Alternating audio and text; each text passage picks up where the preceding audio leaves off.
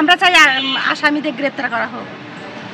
24 ঘন্টার মধ্যে আলটিমেটাম দিলে আসামিদের না ধরতে পারে তাহলে আমরা থানা ঘেরাও করব। একটা অসহায় নিরীহ তত্ত্বাবধায়ক যুবক জীবন হারাইলো, এটা কিভাবে মেনে নেওয়া যায়? আমি যা দেখি আমার ছেলেকে এইভাবে বানিয়েছে।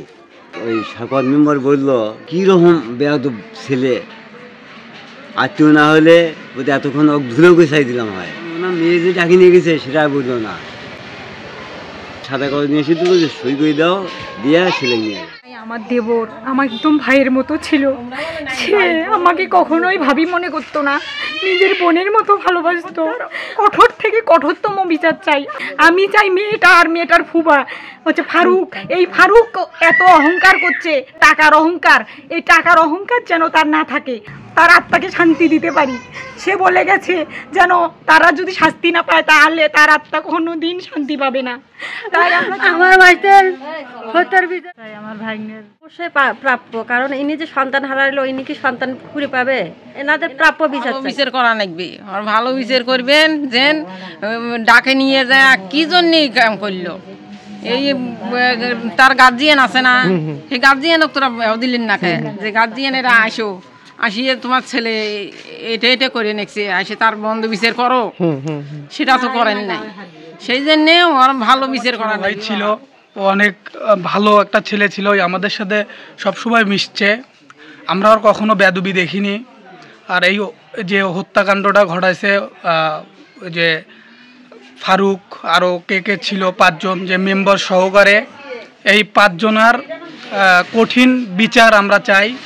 এবং যে রিয়াদকে যে এই অল্প বয়সে তার জীবন হারানো হলো যে মেয়ের কারণে, আমরা এই মেয়েরও বিচারটা চাই। ওই ফারুকের আগে বিচার চাই।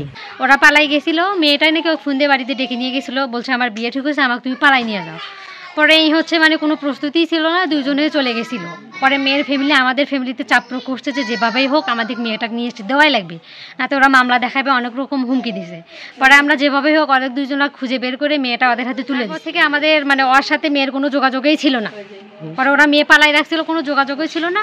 পরে আগে আমরা অনেক বুঝাইলাম যে তোকে আমরা অন্যখানে বিয়ে করাবো, আমরা অনেক মেয়েও দেখতেছি, মানে সবাই বাড়ির আর কি বিয়ের জন্য প্রস্তুতি, যে মেয়ে দেখতেছি, মেয়েকে বিয়েও দিয়ে দিছি। পরে নাকি ওকে মেয়ে ফোন দিছে যে আসো, তোমার সাথে আমার শেষ দেখা, একটু মানে শেষবারের মতো দেখা করবো, একটু আসো। মেয়ে ওকে অনেক কিছু বলছে, পরে ওই বাড়িতে কাউকে না বলে ওই একাই চলে গেছে মেয়েকে দেখার জন্য। পরে নাকি মেয়ের ভাই বাবা ওকে নাকি ধরে বলছে যে ফোনের মধ্যে কী আছে ডিলেট করাইছে। আবার গোয়াল ঘরে নিয়ে যায় নাকি গরুর সঙ্গে ছবি উঠাইছে, বলছে গরু চুরি করতে আসছে। আবার নাকি অনেক মানে অশালীন ছবি টবি উঠাইছে, উঠিয়ে ওদের ফেসবুকে ছাড়াই দিছে, দিয়ে ওকে ইচ্ছা মতো পিটাইছে, পিটানোর পর হাত বান্ধি ফেলে রাখছে। পরে আমার বাবা আর আমার হচ্ছে বড়ব্বু যা নিয়ে আসছে, যাই দেখে ওকে হাত বাঁধিয়ে ফেলে রাখছে।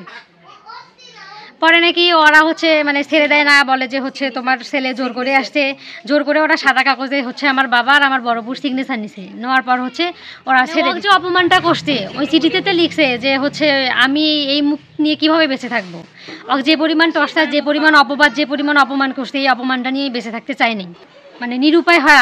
তার আত্মসম্মানে লাগছে যে কিভাবে আমি এই মুখটা সকালবেলা হলে মানুষকে দেখাবো, কারণ সকালে হলে তো সবাই দেখবে। আত্মহত্যার দিকে ওরা ঠেলে দিচ্ছে। মেয়েটার ভিডিও ছিল, ছবি ছিল, এই তো চাইলে মেয়েটা সব কিছু তো ভাইরাল করে দিতে পারতো, কিন্তু এই তো দেয় নাই। ভাবছে যে ওই ভালো থাক, সংসার করে খাক, কিন্তু মেয়েটা কোনো ডিস্টার্ব করে নাই। তারা কেন মানে কি জন্যে মেয়েটা ডেকে নিয়ে যায় এই নির্যাতনগুলো করলো, আর জীবনটা কি জন্য নষ্ট করে দিল, আপনার বিচার চাই। ফোন করে নিয়ে যায় বান্দিনি থুইয়ে, হ্যাঁ মারপিট করছে।